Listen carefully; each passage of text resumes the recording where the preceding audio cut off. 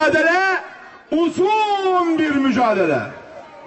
Hazreti İbrahim'in Nemrut'a karşı verdiği mücadelenin, Hazreti Musa'nın Firavun'a karşı verdiği mücadelenin ve Hazreti Muhammed Mustafa sallallahu aleyhi ve sellemin Kureyşli müşriklere karşı mücadelenin bir devamı olarak halkımızın dindar kesimi de hak ve hukukunun takipçisi olacak.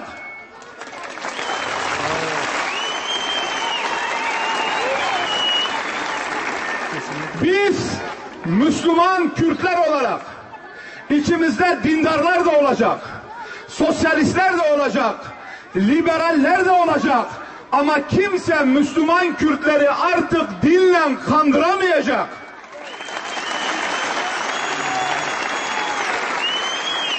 Ben bir Müslüman Kürt olarak söylüyorum, dindar bir Kürt olarak söylüyorum. Dinimizden de vazgeçmeyeceğiz, kavmimizden de vazgeçmeyeceğiz, ekmeğimizden de vazgeçmeyeceğiz.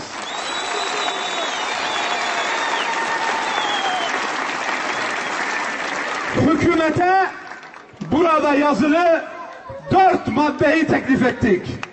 Ana dilde eğitim, %10 barajının kaldırılması, siyasi tutukluların serbest bırakılması, askeri ve siyasi operasyonların durdurulması, hiçbirini kabul etmediler, hiçbirini.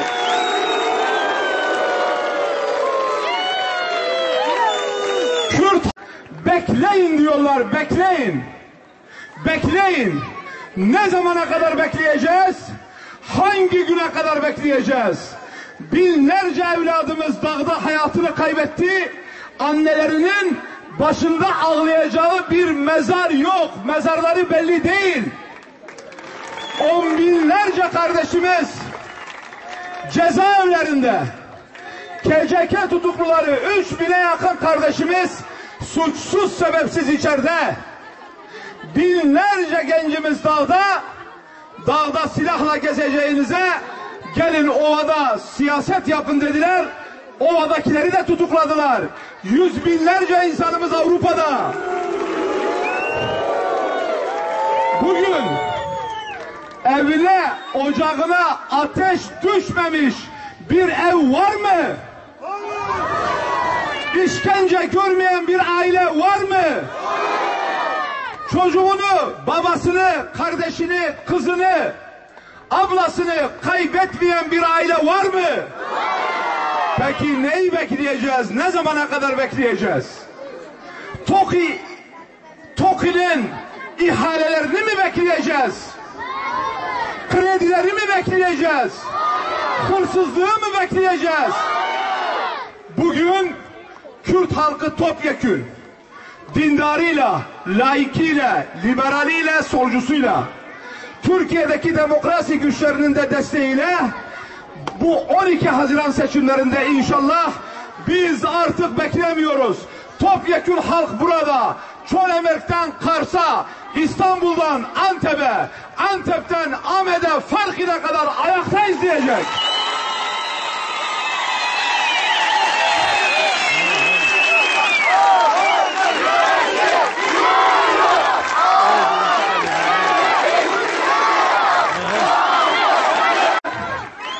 Sandıkları full istiyoruz artık, full. Kendimizi de sandığın içine atacağız.